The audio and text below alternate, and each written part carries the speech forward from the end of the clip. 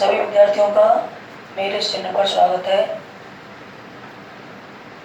First video में हमने syllabus discuss किया था। आज हम सेक्शन बी से शुरू करते हैं। सेक्शन बी में सबसे पहले हम पढ़ेंगे इन्विटेशन रिप्लाई।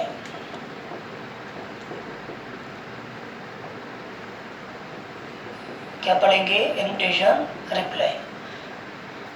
ध्यान देना बच्चों, देखो इन्विटेशन रिप्लाई होता क्या है, थोड़ा सा इस बारे में समझ लें।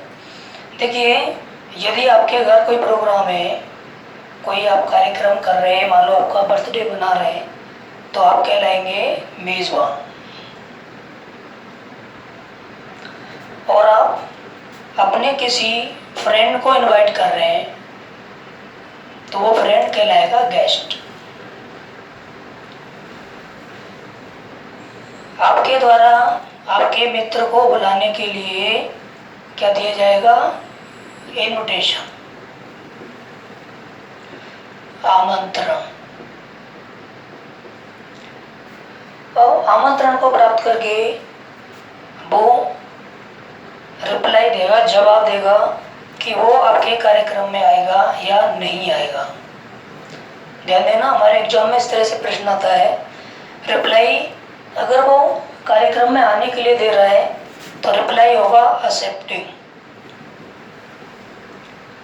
और यदि वो कार्यक्रम में आने के लिए मना कर रहा है तो रिप्लाई होगा डिक्लाइनिंग। एक्सेप्टिंग और डिक्लाइनिंग मतलब स्वीकारात्मक और नकारात्मक, अर्थात कार्यक्रम में आने से मना करने के लिए और कार्यक्रम में आने के लिए। इसीलिए हमारे टॉपिक का नाम हो जाएगा, आप सिलेबस में लिखा हुआ देखेंगे, accepting and declining invitation reply. Reply का मतलब जवाब होता है। इसने इसको इन्विटेशन दिया, ये जवाब दे रहा है कि मैं आपके कार्यक्रम में आऊँगा या आपके कार्यक्रम में नहीं आऊँगा। तो टॉपिक का नाम बन गया accepting and declining invitation reply. हमें क्या डिस्कस करना है? Accepting and declining invitation reply. एक बार और समझ लें, आपके यहाँ कोई कार्यक्रम है तो आप हैं होस्ट। आप अपने किसी रिलेटिव्स को बुला रहे हैं, अपने फ्रेंड को बुला रहे हैं, तो आप हो गए गेस्ट। बुलाने के लिए क्या दिया जाएगा? इन्विटेशन।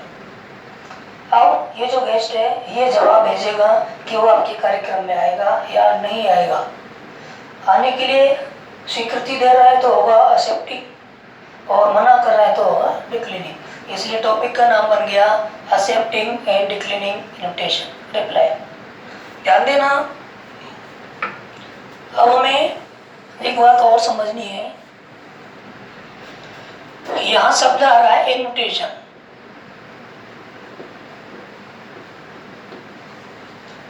हम जानते हैं इन्विटेशन का मतलब आमंत्रण।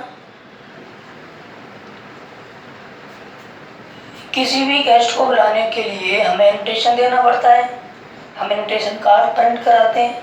ध्यान देना, ये इन्विटेशन दो प्रकार के हैं, एक तो फॉर्मल इन्विटेशन और एक इनफॉर्मल इन्विटेशन। फॉर्मल इन्विटेशन, हम किसी भी कार्यक्रम के लिए जो कार्ड प्रिंट कराते हैं वो होते हैं फॉर्मल इन्विटेशन। कौन से? फॉर्मल। इनफॉर्मल इन्विटेशन एक तरह से पर्सनल लेटर होते हैं। आपने 10th क्लास में पढ़ा होगा इनफॉर्मल लेटर, अपने किसी रिलेटिव्स को पत्र लिखना, फ्रेंड को लिखना, तो वो इनफॉर्मल लेटर होते थे। तो सेम इसी कंडीशन में इनफॉर्मल इन्विटेशन होते हैं, जिनको हम पर्सनल लेटर भी कह सकते हैं।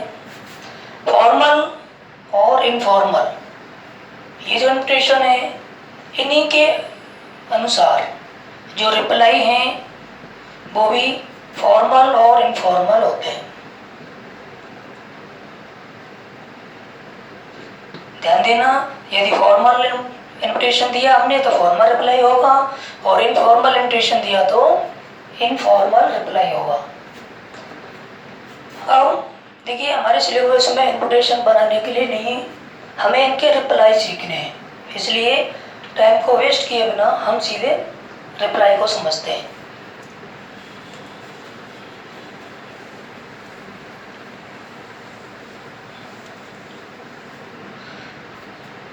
सबसे पहले हम देखेंगे फॉर्मल इन्विटेशन रिप्लाई।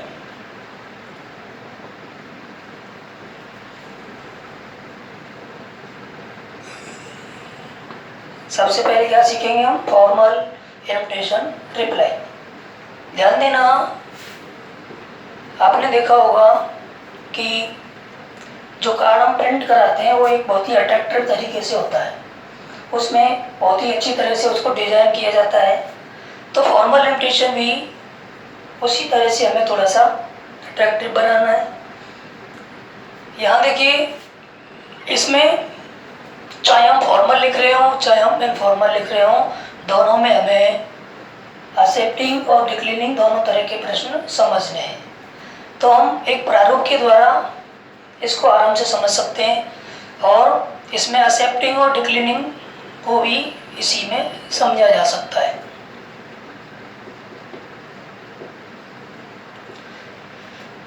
देखिए, मैं यहाँ एक प्रारूप बना रहा हूँ, आप उस प्रारूप के अनुसार इस प्रश्न का आंसर दे सकते हैं। देखिए, हमें सबसे पहले प्रश्न में समझना है कि होस्ट कौन है, गेस्ट कौन है, फंक्शन क्या है, उसके बाद रिप्लाई जो हम दे रहे हैं ये फॉर्मल है या इनफॉर्मल है,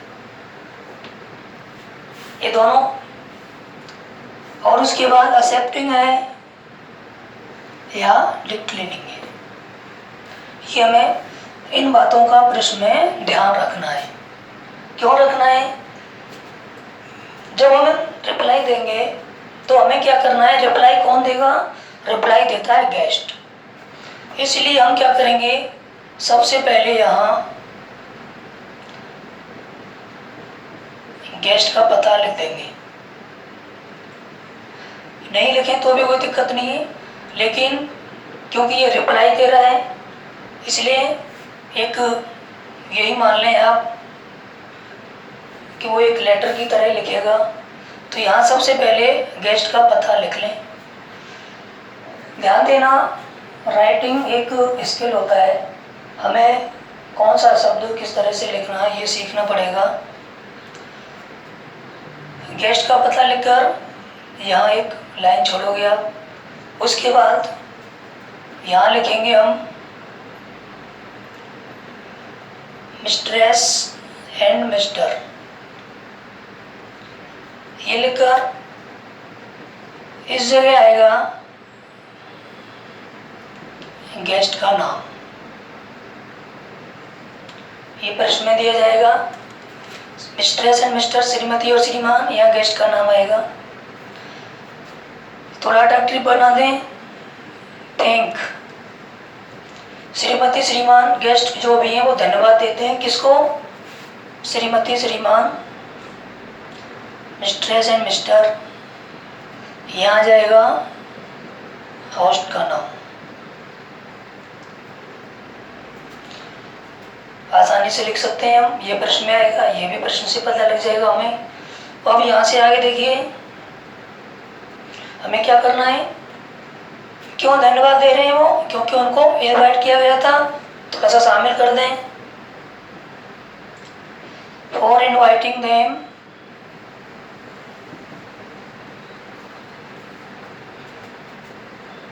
on the great occasion of,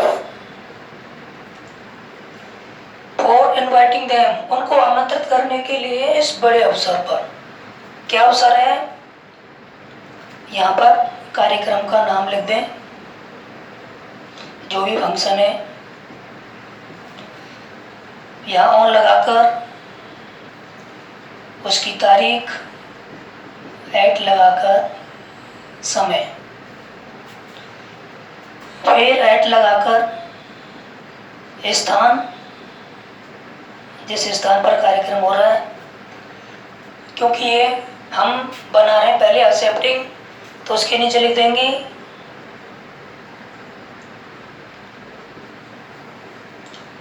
they have great joy in accepting the invitation.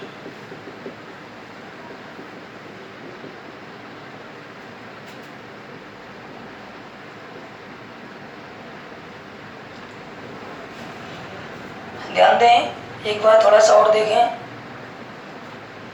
देखिए, जो भी गेस्ट है उस गेस्ट का पता हमें यहाँ लिखना है। प्रश्न में आएगा वो लिखें, नहीं आए तो आप अपनी तरफ से कोई भी बना दें।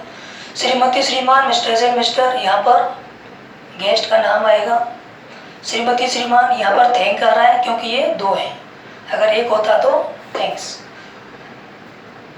उसके बाद क्यों धन्यवाद दे रहे हैं? फॉर इनवाइटिंग देम, उनको आमंत्रित करने के लिए इस बड़े अवसर पर।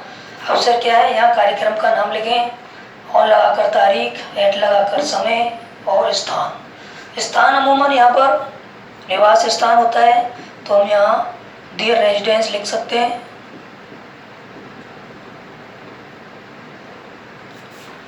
और they have great joy in accepting the invitation, उसको इस आमंत्रण को स्वीकार करके बहुत खुशी हुई। यहाँ पर देखो ये प्रारूप हो गया। अब इसमें हमें कुछ बातें और रखनी है कि जो फॉर्मल इन्विटेशन होता है वो एक तो थर्ड पर्सन में लिखा जाता है। यहाँ पर जो भी हम प्रोनाउन यूज करेंगे वो थर्ड पर्सन के होंगे। आप जानते होंगे, थोड़ा सा देख लें। फर्स्ट पर्सन, सेकंड पर्सन और थर्ड पर्सन, तीन पर्सन के प्रोनाउन आपने देखे होंगे, जैसे आई, माई और मी, वी, अवर, अस, यू और यू,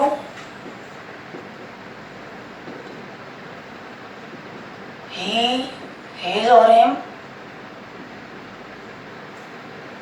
सी, हर और हर,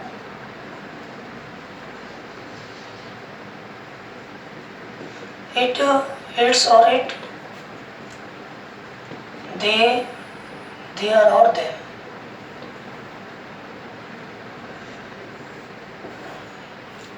ये फर्स्ट पर्सन है, ये सेकंड पर्सन है और ये थर्ड पर्सन है। तो ये कर्ता कारक फॉर्म होती है, ये संबंध कारक फॉर्म होती है और ये कर्म कारक फॉर्म होती है। ध्यान देना, ये तो थर्ड पर्सन है। थर्ड पर्सन के ये प्रोनाउन ये हमें यूज करने हैं फॉर्मल इन्विटेशन रिप्लाई में, और इनफॉर्मल में फर्स्ट और सेकंड पर्सन के प्रोनाउन यूज करने हैं। ध्यान देना, हमने यहाँ कहाँ यूज किए हैं? देखो यहाँ पर हमने एक तो देम यूज किया है, देम, श्रीमती, श्रीमान दो के लिए है। ध्यान देना, अगर एक व्यक्ति गेस्ट है पुरुष तो ही, इज, हिम, इसके हिसाब से यूज होंगे। कोई भी स्त्री है तो सी, हर, ठीक। और बहुवचन में है कोई भी तो दे, देयर, देम। तो यहाँ पर देम यूज किया गया और दे यूज किया गया। ध्यान देना, अगर यहाँ एक ही व्यक्ति को आमंत्रित किया जाता तो मिस्टर गेस्ट का नाम आता, यहाँ थैंक्स आता, और यहाँ आ जाता हिम और यहाँ आ जाता ही, तो ही के साथ क्या लगाते हम? हैज। ये देखिए, अब इस बात को हम एक प्रश्न के द्वारा समझ लेते हैं कि किस तरह से प्रश्न आता है।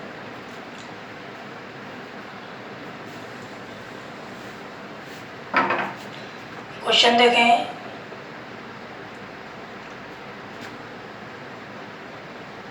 You have been invited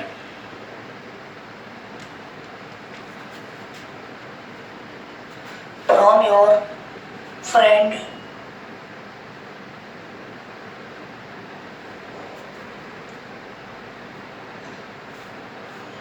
mister Ankit Sharma.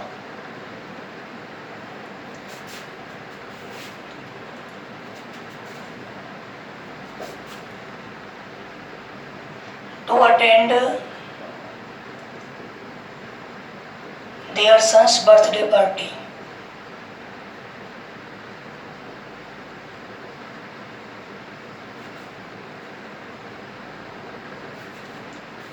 You have been invited from your friend Mr. Ankit Sharma to attend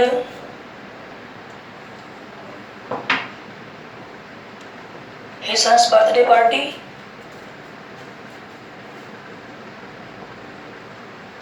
Write the formal reply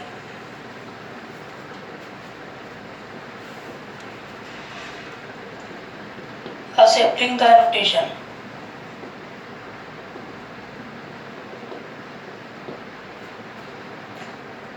आपको आपके मित्र अंकित शर्मा के द्वारा आमंत्रित किया गया है उसकी उनके बेटे के जन्मदिन की पार्टी में आमंत्रित करने के लिए।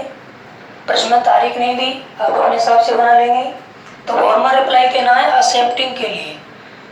ये दो बातें ध्यान देनी है प्रश्न में, सबसे पहले पहचाने फॉर्मल है और एक्सेप्टिंग है, इससे आपको आगे पता लगेगा। तो ये समझ करके हमें अब ये बनाना है। ध्यान देना, प्रश्न में ना तो गेस्ट का पता दिया है, न ही होस्ट का दिया है, न ही कार्यक्रम की तारीख दी है। तो हम सबसे पहले गेस्ट का पता लिखेंगे। गेस्ट कौन है यहाँ?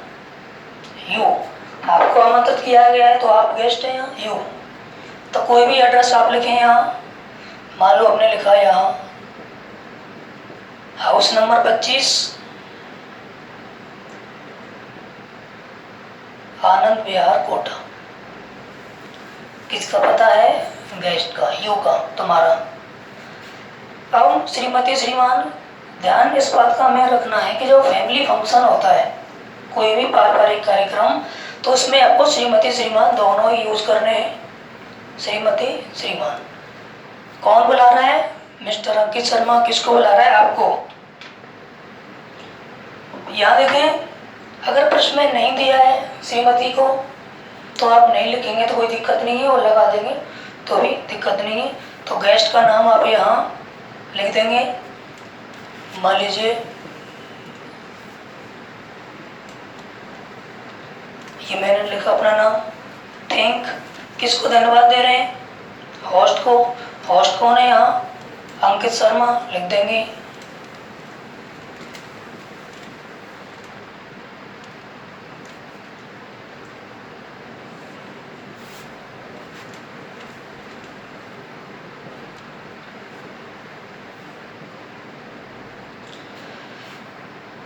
पूरी लाइन इसी तरह से आ जाएगी। कार्यक्रम क्या है?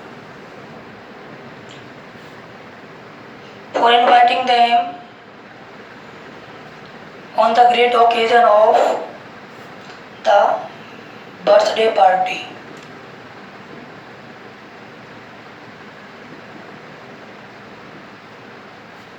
ठीक है, तारीख लिख दें। किस तारीख को है?